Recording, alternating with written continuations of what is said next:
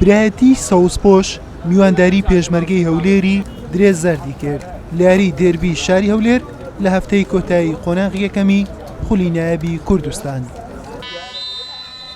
لانیوە یەکەم بەهۆی هەستیاری یاریەکە زیاتر تۆپ لە ناوەڕاستی یاریگاوە ئاڵ و گۆڕی پێوە دەکرا و هەردوویانە زۆر بەکەمی دەگەیشتە نێو هێڵی سزای یەکتر. تەنها ئەم دەرفەتەی تێدا بەدیکرا ئاکام هاشم بەسەر تۆپی ئاراستەی گۆڵی برایەتی کرد و سەرهەنگ موحسین ڕەوانەی دەرەوەی کرد. لانیوەی دووەم یاریەکە کراوەیەکی زیاتری بەخۆیەوە بینی.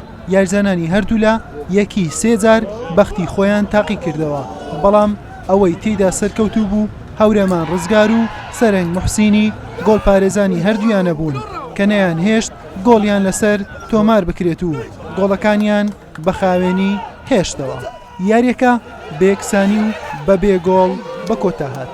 یاریێکی عەدالەت بوو لە هەردوو لای. ئەوە نیە برم ئێمە باشتر بوو یان ئەوان لە ئێمە با. یاریێکی عەدالەت بوو. سێ چوار فرسان بە چواندمان، سێ چوار فرسا ئەوان چواندیان، دەمان توانی گۆڵ لە یەکتر بکەین، بەڵام بە جێرەی خۆم کە بەو خاڵە یعنی پێ رازیمە چونکە یاریەکە عەدالەتە و لە بەجێرەی ئەوەی کەمە بە دووەمی ڕێزبەندی ئەو جەولە کۆتایی پێدێنین ئەوە بۆ ئێمە دەتوانین بڵێم زۆر باشە، دەتوانین لە جەولەی دووەمدا ئەو کەم و کوڕیانە هەیتمانە ئەو نەخسانە هەیتمان بتوانین هەمووی تەواو بکەین و جێبەجێ بکەین، یاخود هەم دەستی ڕاهێنەران ئەو ئەرکانەی کە ئەو نەخسانەی لە ناو تیپەکەمانێ ئەوان بتوانین کاملیکەن بۆی بتوانین پێشەنج بگرین و بتوانین ببینە پاڵەوان ئینشاءالله. ئەمە پێشەوەی کە خول دەست پێ بکەیان بە یارزانەکانمان گوت کە لە بیری نازناوەکە دەبین و ئەو کێشانەی کە هەمان بوو چارەسەر کرا، ئەو یاریزانانەی کە وەک پێویست نەبوو ئاست و لیاقەیان هەمووی چارەسەر کرا.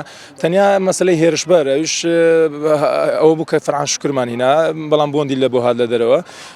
دووبارە لە پڕکردنەوەی جێوی یاریزانەشی دیکەمان هینا حەیدەر کە لە خولی عراقی یاری دەکا، دیسان هەمان کێشەمانەیە دەستێک کارژێر ڕاناوەستی بیر لەوە دەکاتەوە وەرکوب هێرشبەرێک بینێتن لۆ ئەو کە لێ نەشپڕ بتەوە، چونکە ماشەڵڵا فەریقمان هەر هەمویان لە ئاستی خۆیاندان و خاستن ئەوڕۆ هەرچەندە دژی یانێ پێشمەرگەی هەولێر کە تیپەکی زۆر باشە ئەو یەکەکە لەم ڕۆژ شاکان کە نازناوەکە بەدەستبێنی، بەڵام ماشەڵڵا یان یارزانەکەمان توانیان ئاستێکی باش پێشکەشکەین، ئەوەیە کە چێژەکەمان هەر هێرشبەرە. پێشمەرگەی هەولێر هەلی وەرگرتنی پێشەنجی لەدەستدا و بە 19 خاڵ و جیاوازی خاڵێک لە دوای سیروانی نوێی پێشەنگ بێت. برایەتیش جارێکی تر نەیتوانی سەرکەوتن تۆمار بکات و بە 16 خاڵ لە ناوەڕاستی ڕیزبەندایە. حوسێن محەممەد کەناڵی ئاسمانی پێیان هەولێر.